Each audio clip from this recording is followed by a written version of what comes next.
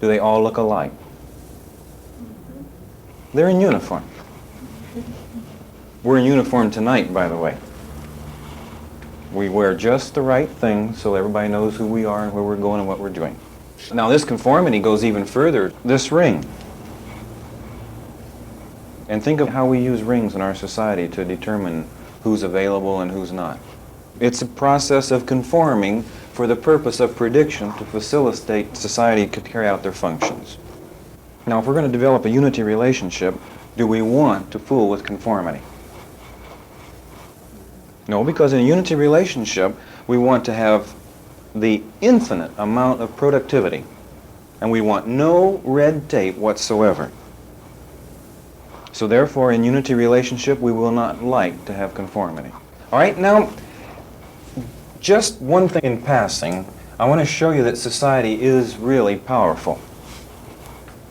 I know some people have the idea, well, instead of building a unity relationship to get rid of society, why don't we just get rid of them?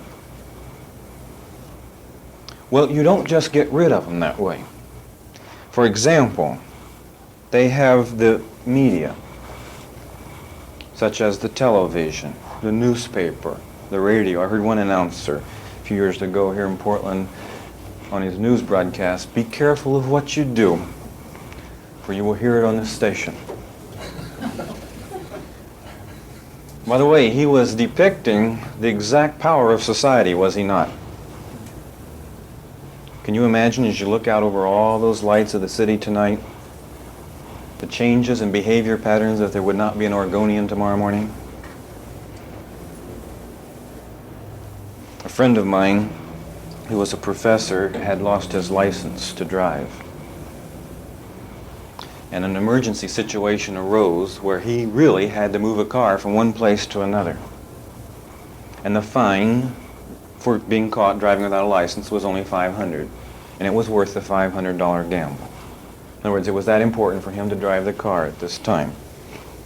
But you know, something else come along with society besides the fine. There was a mandatory 2-day jail sentence. He happened to be a professor at the university. Now, when a professor goes to jail for 2 days, what part of the paper do they put it in? Did he drive the car? In other words, the fine was not sufficient, but the newspaper was. Now, you would think that the mass media would be enough, but society has far more cruel weapons than mass media. You say, well, is it just fines? Is it just the police? No, there's little men in white jackets. And let's go to something even more deadly. When I was teaching at the college, I asked the students, how many of you are allowed to drive up after midnight in front of your house and park for more than a half an hour? Even if you're discussing history. And even if there are no lights on in the entire block in any of the houses. One girl raised her hand and said, it's worse. Then you know for sure they're looking. In other words, we have spatial lovers' lanes, do we not? And if you want to discuss history, then you go to the spatial lovers' lane to do it because you cannot do it. Why? The word is gossip. Does this control our society? The fear that this puts into the hearts of people. What will they say? What will they think? What will they do? I'd like to show you an illustration of where society will actually exercise more power than even legal means. Let's take the lady who wanted to not have prayer in school. She makes us a beautiful illustration. Was she legally right? Yes. All right. The police could actually stand smiling, watching neighbors throwing garbage on her lawn. Or harassing her boy until she had to leave. In other words, are we saying that they can do what they want? Let me give you even a more striking illustration. This professor believed, by the way, he was in psychology, and he believed that if you told your children about Easter bunnies and Santa Clauses and storks and all this other nonsense, that when they were finally aware that this was not true, that this would damage their faith. Psychologically, he's right. Can you see that if you've really believed in something, then you suddenly find out it's a hoax? Then is it harder to really believe in something else? All right, so let's say he's right academically. So he decided, whenever I do get married, whenever I have children, they're going to know it all. So finally he got married, he had his children, and boy, when they asked any questions on sex, he didn't just answer enough to satisfy their curiosity. Because he was so eager to prove his point, he told them everything. And you know, he was thrilled. It did not disturb them emotionally at all.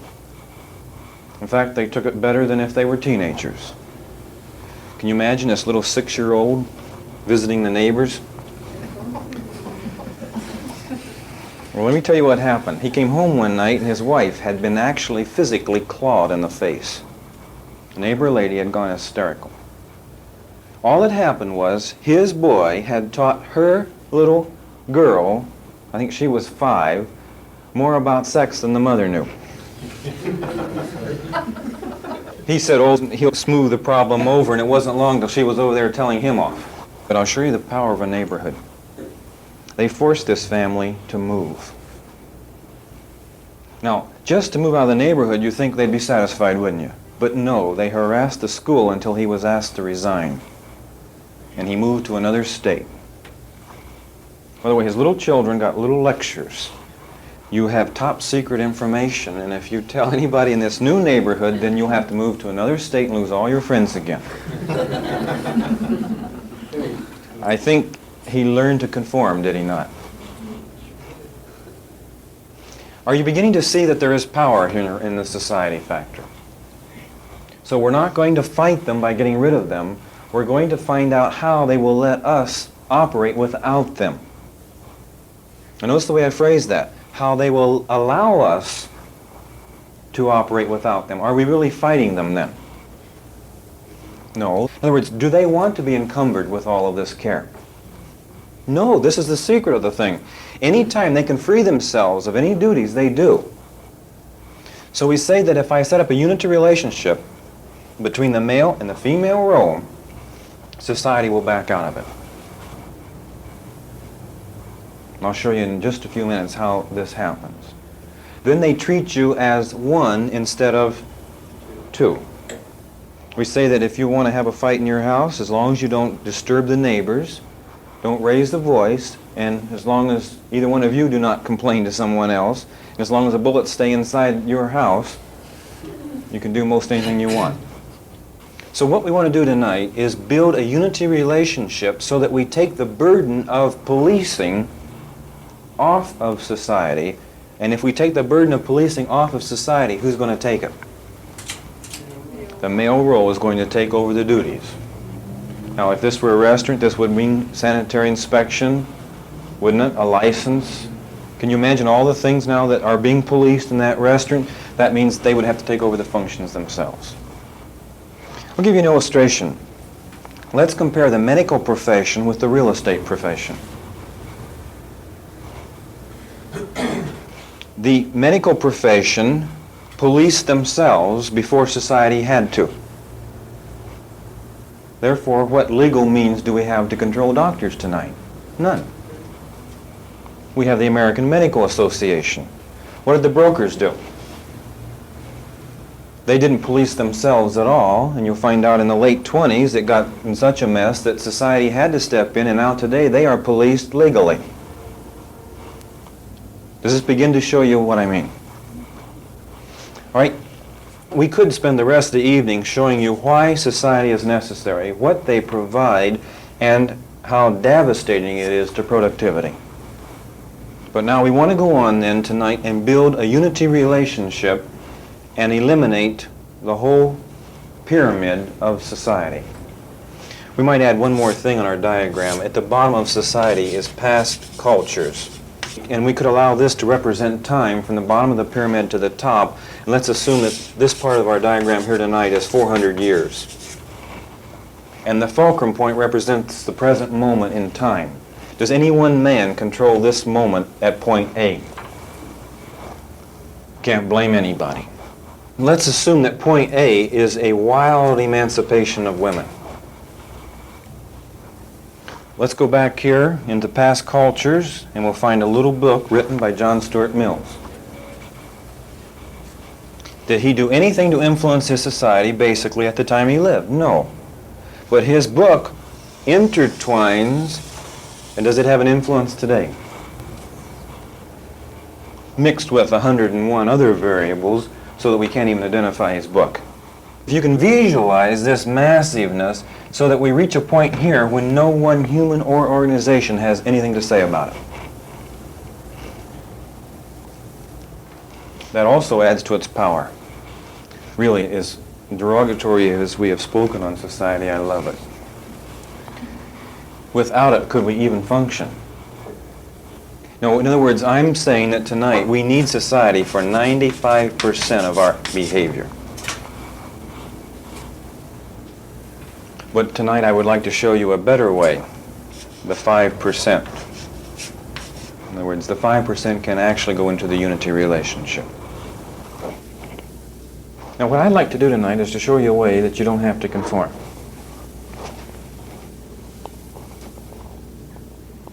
So you can have more freedom, so you can do what you have to do when you have to do it.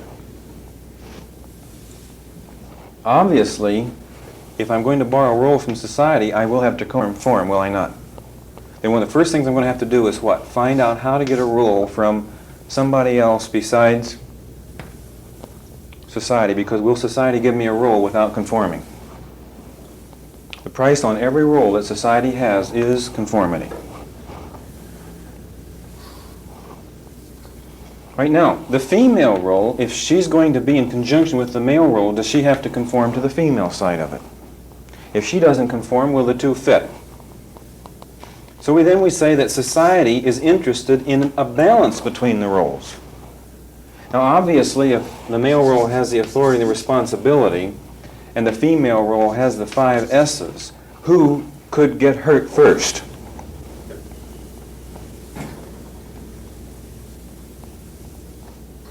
The first one to get hurt will be the female role.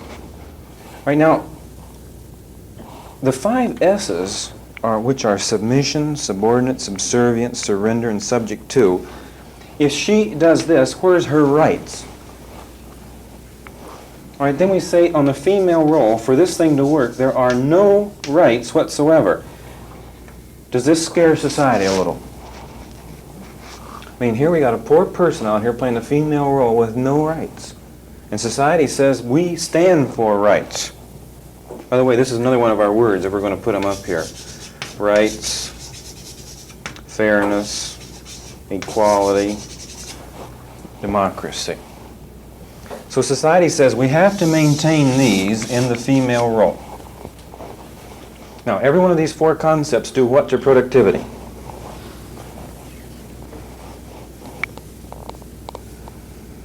It's the end of it. So we have the female now with no rights playing her role, but we have society down here watching very closely.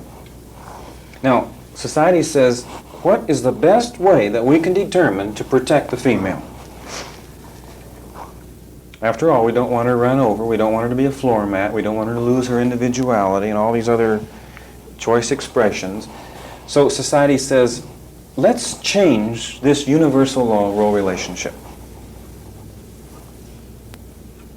Now I want you to know, up till now, does the female in the universal law role relationship have rights? Now we'll go back to our illustration of Jesus Christ and God the Father. What rights does Jesus Christ have? None. In our role relationship, on the universal law, there are no rights. But now society comes along and says, what are we going to do? Put in one right. Only one, but why do we have to do that? Protection. So one right, and here it is, a judge role. Now in all of our illustrations, master-slave, does a love slave have a judge role? No. Jesus Christ didn't have a judge role. Now the minute I introduce the judge role to protect the female, what do you suppose I'm going to do to productivity? It's down the drain. It has to be, because the female is now looking at the male how? You got to do it right. does the female have to develop a criteria of what they think is right and wrong? Does this criteria agree in harmony with the criteria of this role? The criteria here is what? Productivity. Because they have the authority and the responsibility. The criteria here is, have they transgressed my rights? Now, society says that we're going to have to do something else here because the universal law actually says that this authority is positional. And the universal law says that the only authority has to be what we call delegated authority. Now, when society comes along, what do they do with the concept that the only authority is delegated authority and positional authority? We're going real deep tonight into the theory. But if I'm going to put the judge role here, I'm going to have to say that informational authority is power. Am I not? Because I'm going to do what? Give her authority for what purpose? Only because she knows that someone has taken away her rights. Now, in man's relationship to God, does man have rights? Does he have a judge role? Does he establish the criteria of whether God's fair or not? And does he have informational authority to violate God? Then what's society doing? They're saying, in our endeavor for these concepts of rights, fairness, equality, and democracy, we have got to put a judge role here. We've got to give her informational authority. Now, does this authority come from the top or the bottom? Bottom. You've got the whole thing. In other words, we're saying that we are going to actually endorse authority coming from knowledge. That means if I come along and perform a scientific experiment and can prove a certain thing about this particular relationship right here, then will I have authority? Right, I now have knowledge, and knowledge is now authority. So then we say instead of authority coming from the top down, authority comes from the bottom up. This is the whole basis for a conflict, because now do I have two kinds of authority competing. Positional versus informational. Also, have I made an assumption that knowledge is power? Is it? No. You cannot have power unless you have authority, and authority can only be delegated authority, which means it can only come from the top down. How would we actually, in a democracy, be able to have a president without the authority coming from the bottom up? Well, we believe that when we vote, that God helps us vote, and we believe that He then in turn selects the man, and then after the election is over, we pretend we didn't vote. Then we have a ceremony where we inaugurate him, and we say what?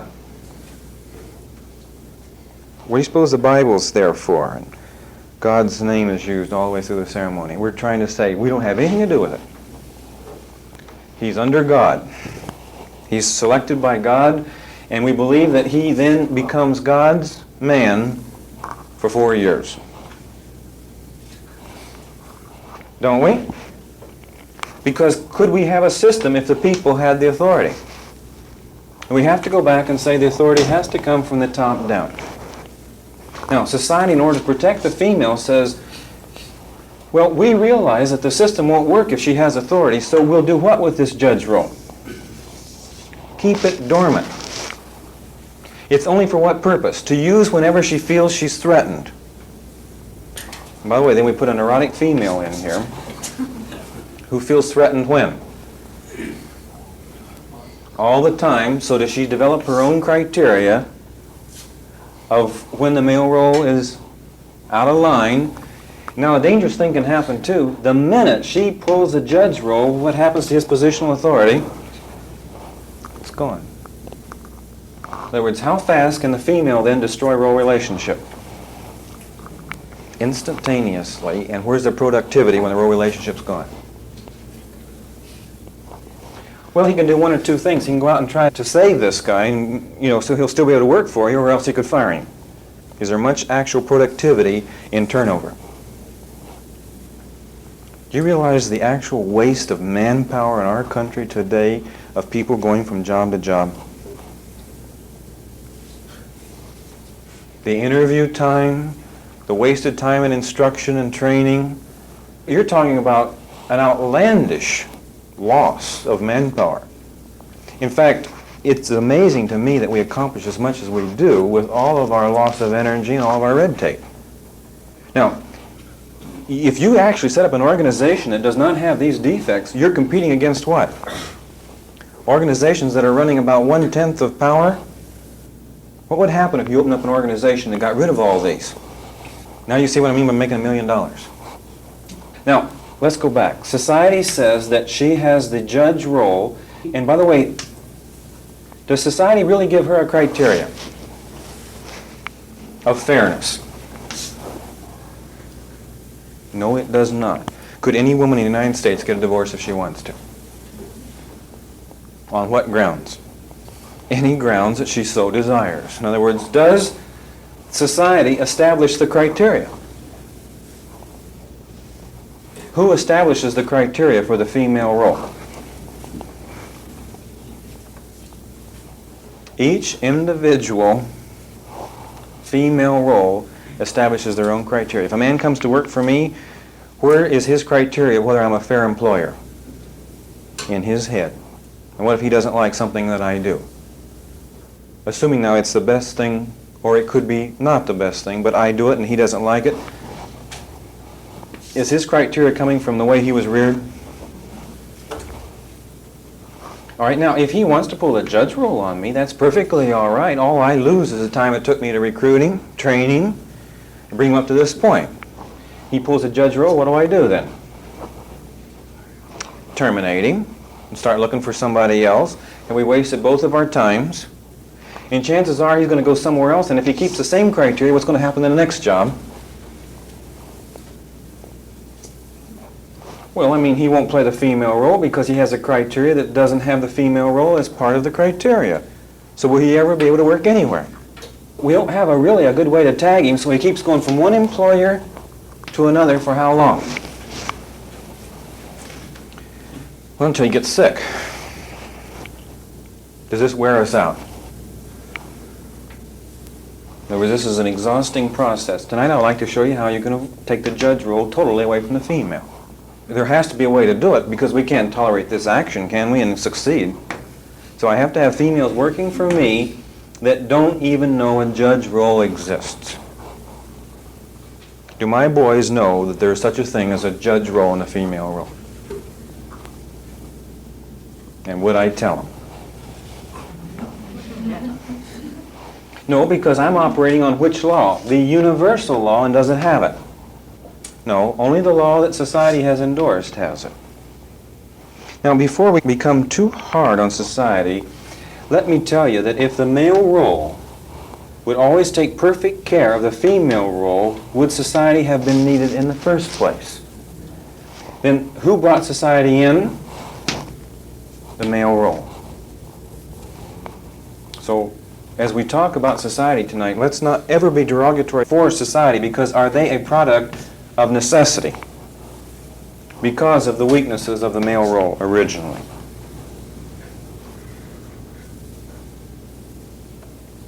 All right, now, we're going to have to get rid of informational authority.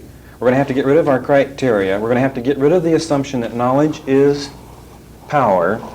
We're going to have to eliminate the judge role. We're going to have to take all rights from the female. We're going to have to teach the female that the only thing is fair is submission. If I'm submissive to the male role, then it's fair. If I'm not submissive, then it's not fair. And do I, working for an employer, work for one wage with someone standing right beside me working for another wage, a different wage, and do I consider that fair? I believe in making it very practical. If I want one guy to work for one wage, he works for one wage. If I want another guy to work for another wage, he works for another wage. Now, if you let the union contaminate your organization, then is your productivity halted? Absolutely. For those of you who wonder, And those of you of Christian background, Christ gives a beautiful parable. He says he hires some people this time of the day, and some other people this time of the day, and some other people this time of the day, then some other people he hires for a few minutes. And what do you suppose he pays them all? And do you suppose they liked that? They didn't understand these concepts that we're teaching here. But that particular parable, does that give absolute authority in the male role? This is exactly the only way you can run an organization. Now, if you do not have absolute authority and you want to be productive and you don't want to die of a heart attack, should you learn ways to make sure that you can run your organization the way you want? Is what I'm saying going to be true if you have a union? Yes, it is. I would like to teach you a way tonight to run your organization so the union doesn't even know why they're there. And it's possible to actually run an organization where the union becomes a fixture without any actual practical function in the plant. The next thing I have to do is to actually train this female to give up society. In other words, I've got to show the female that what's best for you is what I can do for you, and not to listen to anybody else. Now, will there always be people telling her what's better for her? If you want to go to marriage, there's always the mother, the girlfriends, and the neighbor ladies, and her sisters. What will they always tell her? You'd better stand up for your rights. Women don't do those things these days. This is unheard of. Haven't you heard of the liberation?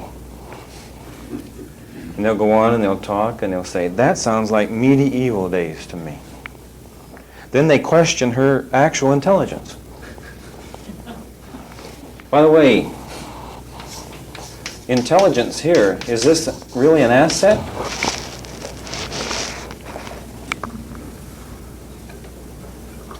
I want to go right to the core of you tonight. Intelligence here, to figure out something different from the chain of command, is detrimental. It destroys the organization. Did Lucifer have some intelligence of his own, so he figured? I want you to watch this real close. And did he not think he was devising some pretty good schemes? Anytime the intelligence that's in this role of the female role is different from the male role that the female role is under, we say that the female role has become what we call God. We might even put this a little plainer. Every time the female role exercises the judge role, are they God? And we should also remember, what will you and the female role actually obtain by pulling the judge role? Very few people in the female role really know what's going to happen when they pull this. They really think that they're going to square this guy off over here in the male role. That's what they think is going to happen. But what happens when you pull the judge role instantaneously? His positional authority is gone, and do you have a relationship? So what have you done in the female role by exercising the judge role? Just destroy the relationship. In other words, when the employee pulls a judge role, the boss turns around and fires him. What's he accomplished? Termination.